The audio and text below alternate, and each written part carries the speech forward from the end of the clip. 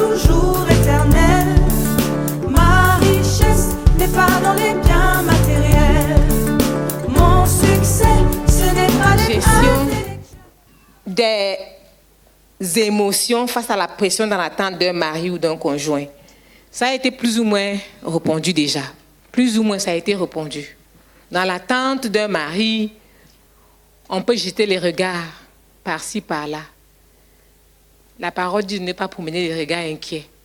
Et les livres qu'on vient de présenter nous en disent assez. Ne crois pas que si tu te liquides, tu vas avoir un mari. Les hommes qui sont là, il va essuyer ses mains sur toi. Mais le jour où il veut se marier, là, il va chercher une fille qui ne connaît pas de garçon même. Il va te tromper et tu seras perdu. Et comme le pasteur Batunde a dit, même dans ce cas-là, le lieu de la résistance se trouve au pied de Jésus. Ce n'est pas le nombre de regards que tu promènes qui vont attirer un mari, un conjoint. Va le plus loin possible. Ne commence pas à négocier. Il y a des gens qui enseignent qu'il y a des stratégies, que le chemin vers le cœur d'un homme, c'est la nourriture. Tu commences à gaspiller tes petits jetons, donner des rendez-vous pour faire manger quelqu'un. Il va finir de manger. Ses yeux seront ailleurs. En Christ ici, hein, pire même encore, s'il te trompe que essayons, est-ce qu'on marie une fille sans la goûter? Tu as perdu. Il te goûte que qui va te manger. Et ça, même si tu es déjà fiancée, sœur, c'est sur toi que je compte. Sœur, toi qui es fiancée, c'est sur toi que nous on compte. Les garçons, quelque chose ne va pas dans leur tête. Mais c'est sur toi que moi je compte. Pour lui dire, frère, il y a quoi? Tout à l'heure, là, on sera mariés. Prends tes distances. Non, c'est la période. Comment on ne pouvait pas à la période? Mais si on fait, ça fait quoi? Qui voit? Quelqu'un avait dit à une fille qu'il aimait, entre les 4 murs, là, il y a quoi? Il y a quoi qu'on peut commencer à dire aux gens, là? Il dit les 4 murs. Quand il fait ça, il voit le toit. Quand lui, il fait ça, là, lui, il voit le toit. Mais quand nous, on fait ça, même avec le toit, là, on voit le ciel. Dieu et toute l'armée du ciel regardent. Qu'est-ce qu'elle va faire? Qu'est-ce qu'elle va faire? Est-ce qu'elle va accepter? Est-ce qu'elle va accepter? Est-ce qu'elle va accepter? Est-ce qu'elle va accepter? Est-ce qu'elle va accepter? Si tu laisses, qu'est-ce qui te fait penser que quand tu seras là, il ne va pas avoir s'intéresser à une autre fille? Laisse, résiste pour voir ce qu'il va faire. Ça te dit s'il va résister quand tu seras malade, quand tu seras en voyage, quand tu seras indisponible, quand tu seras handicapé. Dis-lui non. Et puis tu vas voir quel diable est derrière lui. L'exemple par excellence, Marie, mère de Jésus et Joseph sont restés. Il y avait même l'occasion, il y avait même un alibi. Puisque tu es enceinte, allons en même temps. Ils n'ont pas osé. Ils ont attendu. La Bible dit, il ne l'a connu point. Alléluia. Il ne l'a connu point. Si la promesse tarde, attends-la. La question c'est, tu as cru? Il y a un souci, Seigneur, est-ce que vraiment, après tout ça, tu désires que je me marie? Si c'est oui, attends la promesse. Éveille sur toi-même. Quand tu es encore disponible, tout le monde peut avoir accès à toi. Je me souviens de la bataille qu'il y a eu autour de Babatunde et Nathanaël. Dieu l'a aidé. Parce que tu peux ne pas voir, quelqu'un te voit. Ce n'est pas aussi interdit, hein. Sœur, c'est possible que Dieu veuille commencer par toi. Mais quand tu as vu là, quand tu as l'impression que tu as vu, il faut aller là où on part quand on a vu. Ne cherche pas le gars là. Va chez ton faiseur de disciples. Si tu en as un. Vous voyez que tout retourne autour du disciple.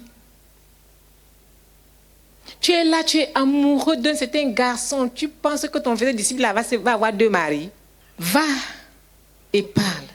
Si tu penses que ton faiseur de disciple est tellement malhonnête qu'il va prendre ton mari pour donner à quelqu'un d'autre, prie pour lui avant de partir. Donc dans l'attente, continue la marche dans la sanctification. Si tu étais sanctifié, sois encore plus sanctifié. Si tu craignais Dieu, que tu ne te laissais pas toucher par les hommes, ne lui permets pas. Pourquoi? Ne lui permets pas. Parce que c'est au pied de Dieu que tu as appris toutes choses. Rebecca, en son temps, était chez ses parents. Abraham a envoyé son serviteur aller chercher une femme pour son fils. Le temps nous manque. Parce que si on ne prend que ce thème-là, c'est un week-end. Il n'y a aucun thème, il n'y a aucun sous-thème que nous avons traité ici dans la dimension de ce qui lui était réservé. Mais la conclusion de tout, c'est qu'il faut être attaché au Seigneur. S'il faut même le dire, retournons à être des disciples du Seigneur Jésus. N'essaie pas de te débrouiller. Ça ne va pas marcher. Gérer l'émotion en attendant un enfant. On n'a pas parlé de ça. Hein? Quelqu'un a parlé de ça, non? Hein? Non, ça ne vient pas. Dans la parole de Dieu, là, Luc, chapitre 1, il y a un couple dedans. Il est dit d'eux qu'ils n'avaient jamais quitté leur poste à l'église. Ils sont restés, ils s'acquittaient de leurs tâches. Alléluia. Alléluia. Ils avaient un fardeau, ils avaient un problème, un sujet honteux, un sujet de calomnie. On peut dire, mais les voilà. Rien n'arrive là. Ils sont restés à quoi? Fidèles à Dieu. Parce qu'ils croyaient que c'est Dieu qui pouvait tout faire pour eux. Et l'attente d'un enfant, on parlerait d'un autre cas. Le cas de Anne. Anne n'avait pas d'enfant. Elle s'est tournée vers qui? Vers Dieu. Et elle a attendu. Et elle a prié jusqu'à ce que les desseins de Dieu s'accomplissent. Je connais quelqu'un qui a laissé sa femme parce qu'elle n'enfantait pas. Il allait juste dans le quartier d'à côté faire 2 ou 3 enfants. Mais cette dernière fait partie des femmes qui m'ont marqué dans la communauté. Elle est restée fidèle au Seigneur. Il est parti. Après, il est revenu. Elle fait bagarre là-bas. Ça s'est renversé. Il est revenu. Elle n'a pas d'enfant. Elle est là. L'église dans la localité travaille pour voir comment le restaurer. Il a ramené, 2 ou 3 enfants. Elle a su les gérer. Est-ce que tu es prête pour ça? On ne souhaite pas. Mais voici, ça peut arriver. Mariée en Christ. L'enfant n'est pas venu. Et abandonné. Comment gérer ses émotions? Le sentiment de trahison. La colère. L'humiliation. Tu peux aller lutter avec la fille. Tu peux aussi rester attaché au Seigneur. Mais c'est le Seigneur qui va remporter la bataille. Donc il n'y a aucune condition, il n'y a aucune situation émotionnelle dans laquelle on peut réussir sans la relation avec le Seigneur. Mais le problème, c'est que souvent, dans ces situations-là, c'est comme si les oreilles sont bouchées. Tout ce qu'on a envie, c'est de se venger, c'est de rendre l'appareil, c'est de montrer à ce fainéant que toi aussi tu peux chercher, que les garçons même te cherchent, que c'est toi-même qui ne veux pas. À ce moment-là, c'est mangeons et buvons car demain nous mourrons. Mais si tu connais le royaume des cieux et que tu as été appelé à entrer là-bas, tu ne vas pas réagir de cette manière-là. Et les propositions de nos parents, et les feuilles à purger, et les piments à purger, ça dépend de ta relation avec le Seigneur. Il y a plaie de ventre, il y a bête de ventre, il y a tout ce qu'on peut dire. Mais si tu cherches la face de Dieu, tu seras secouru. Il ne faut jamais qu'une question de ce genre-là vienne boucher tes oreilles, fermer tes yeux. Gloire à Dieu. On ne peut pas aller dans la parole. Il y a des textes, il y a des correspondances à ce dont nous sommes en train de parler. Une année, nous avions constaté que ça n'allait pas. Et qu'il y avait beaucoup de couples qui n'enfantaient pas. Chaque année, on me donnait un jeûne de 21 jours au Seigneur pour ce but-là. Je n'ai pas trouvé quelqu'un pour prendre le relais. Quand je suis passée à autre chose, je n'ai pas trouvé quelqu'un pour prendre le relais. Qui veut prendre le relais? Qui veut prendre ça comme son travail? Jeûner et prier que les gens tombent enceintes. Les femmes mariées, les gens, personnes mariées. Vous vous souvenez? Vous vous souvenez de ce programme-là? Je cherche quelqu'un qui va dire, qui va sentir ce que j'avais senti. Et puis, on avait décidé que chaque année, un jeûne de 21 jours était déposé au pied du Seigneur pour dire, Seigneur, s'il te plaît, ouvre les entrailles de telle sœur. Donne-lui un enfant. Seigneur, s'il te plaît. Qui veut faire ce travail-là? Qui veut prendre ça comme un fardeau? Il y a une sœur qui a levé la main là. Il y a une autre sœur qui a levé la main là. S'il vous plaît, tenez-vous debout.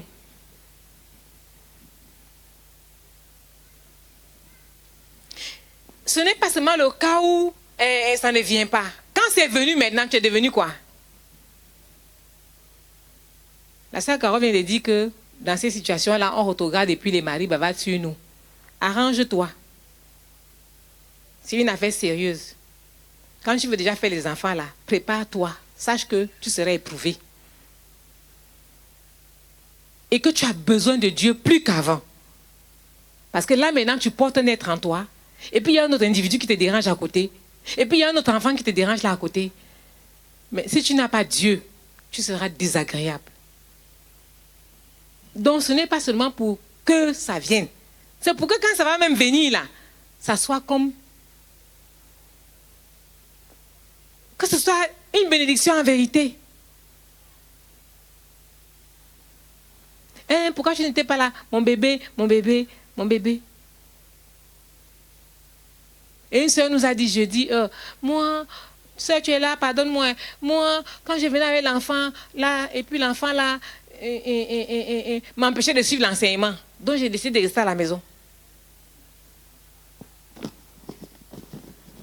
C'est dommage qu'il n'y ait pas de gens pour prendre le relais. Mais à notre époque là, on mettait nos enfants dans le couloir. C'est-à-dire que cette rangée, c'est une maman, une mère d'enfant. Cette rangée, une mère d'enfant. Cette rangée, une mère d'enfant. Dans tous les couloirs, là, il y avait les berceaux, les cuvettes, les baignoires des bébés. On pose là, l'enfant est là. Il fait chaud, l'enfant avec nous. Il fait froid, l'enfant avec nous. Vous allez voir ces enfants-là, ils sont un genre hein, dans l'église. Dans les couloirs. Là. Gloire à Dieu. La gestion des disciples femmes attachées au mari. Je dis, hein, avant d'être mariée, avant d'être la femme là, n'est-ce pas la personne avait les disciples femmes? Hein? Avant de venir là, vous n'avez pas les disciples femmes. Quel est le problème? Le problème est où? Disciples femmes attachées au mari. Et les garçons? Le problème est où? Ça dépend. Ton mari, là, il fait quoi? Il a quel travail? Qui demande tous les attachements, là. Les émotions. La gestion des disciples femmes attachées au mari. Qu'est-ce que vous voulez? Jeunes gens, vous voulez savoir quoi? Ce que je peux dire en toute humilité. Il faut savoir qui tu es. Sœur, il faut savoir qui tu es. Si tu commences à montrer aux disciples femmes de ton mari que ton mari là, c'est une incertitude, tu es foutu. Il faut marcher avec assurance. Il faut marcher avec assurance. Et il faut les servir. Si tu montres à ton mari, à cette merveilleuse sœur, ces merveilleux disciples que tu n'es pas sûr de ton mari, c'est quelque chose. Je suis sûre. Pourquoi? Avant moi, il y a les disciples femmes. Pendant moi, il y a les disciples femmes. Si je tombe là, il y aura les disciples femmes. Et moi-même, je suis devant toutes les Marie-Madeleine. Je suis une Marie-Madeleine. Devant toutes les Marie-Madeleine que Dieu a donné à mon mari, je suis une Marie-Madeleine.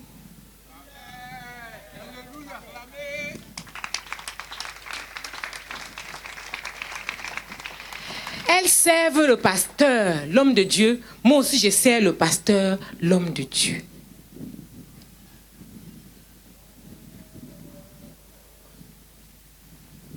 Donc, elles peuvent être 1 million. Elles peuvent être 1 million. Ce n'est pas moi. Et quand nous sommes obligés d'être là, nous tous là, je suis l'une d'entre elles. Et il y en a qui me dépassent dans beaucoup de choses. Alléluia! Et ce n'est pas un concours que j'ai passé. La grâce de Dieu m'a élu. La grâce de Dieu m'a élu. Je ne suis pas la plus belle. Je ne suis pas la plus douce. Je ne suis pas la plus gentille. Je ne sais même pas parler. J'ai appris à parler. Parce que où je suis née là, on ne sait pas parler. D'ailleurs, on ne parle pas. Donc, le jour où tu veux parler, tu parles mal. Donc, tu rentres à l'école d'un communicateur, tu commences à apprendre à communiquer, à parler, à respecter les gens. Parce que où tu es né là, c'est la jungle. Ton père a 2 femmes. Et puis, il a combien de concubines? Non, c'est la guerre. Et puis, tu n'as pas envie d'entendre même parler de garçons. Tu te dis que ce sont des bandits. Même en Christ, tu les regardes, tu dis que ça, ce sont des bandits. Jusqu'à ce que la guérison intérieure ait lieu. Et là, parlant de la psychologie, oui, parlant de la psychologie, parce que je voulais me parler de psychologie et puis tu m'as interrompu. Donc tout à l'heure, quand maman posait la question, pour ce qui concerne cet aspect-là, bon, j'ai demandé aux frères, est-ce que c'est la gestion par l'épouse ou bien c'est la gestion par l'époux? Bon, Pascal m'a dit que c'est les deux. Ça a 2 niveaux. Dieu. En fait, bon, ce que je veux dire, c'est que c'est un aspect de ce qu'on a dit tout à l'heure. Il y a les attentes de l'épouse. Bon, elle se rend compte que monsieur est devenu distant. Il y a certains gestes de tendresse qu'elle ne voit pas. Mais elle voit ces gestes-là qu'on est en train de manifester envers la brebis. C'est ce qui peut créer le problème.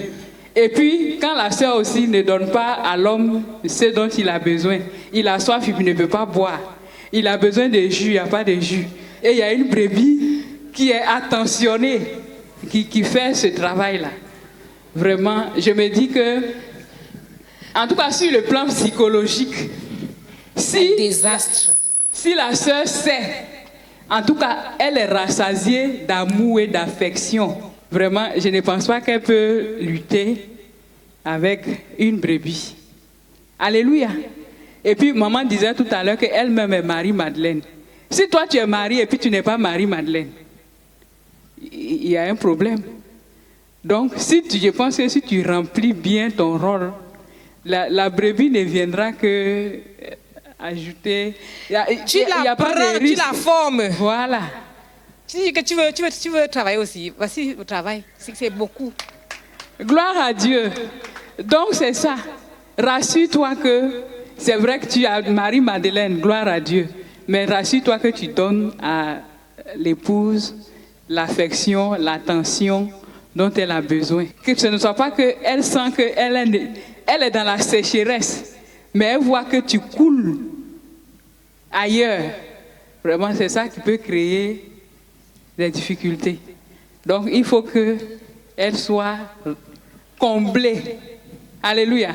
Il y a moins de risques qu'elle se mette entre toi et les maris Madeleine. Gloire à Dieu. Donc, je pense que c'est l'un des aspects psychologiques de cette affaire-là. C'est correct, mais il y a trop de sœurs trop fragiles là. Trop fragiles. Là, regardez. Tu as vu comment elle a regardé la sœur là? Tu as vu comment elle a... Tu ne connais pas Dieu? Tu as vu comment elle a regardé la sœur là? Tu as vu comment... Bienvenue Marie-Madeleine. Bienvenue Timothée. Parce qu'il n'y a pas que des Marie-Madeleine. Bienvenue Timothée. Il y a de la place. Il y a de la place. Si c'est le travail, il y a du travail. Il y a du travail. Mais en vérité, aime Dieu, aime ton mari, aime ta femme. La gestion des maris, la gestion des femmes attachées au mari, la gestion des... En tout cas, je ne vais pas répondre pour les garçons, je suis en train de répondre pour les femmes. Il faut me demander la permission avant de bâtir la sœur là. Mais s'il y a le dialogue, parce que souvent ils sont naïfs. Souvent ils sont naïfs. Mais si tu sais que souvent ils sont naïfs, il faut bâtir une double manière inspirée par Dieu pour aider ton mari.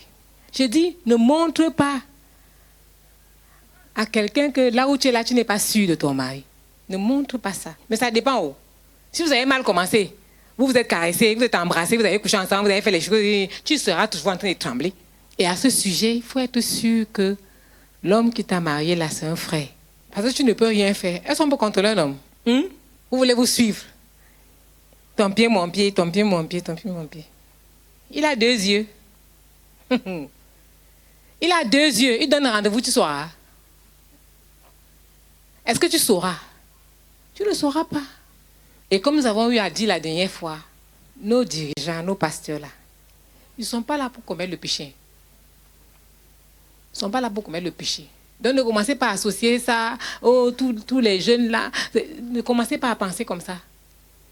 Ils aiment Dieu.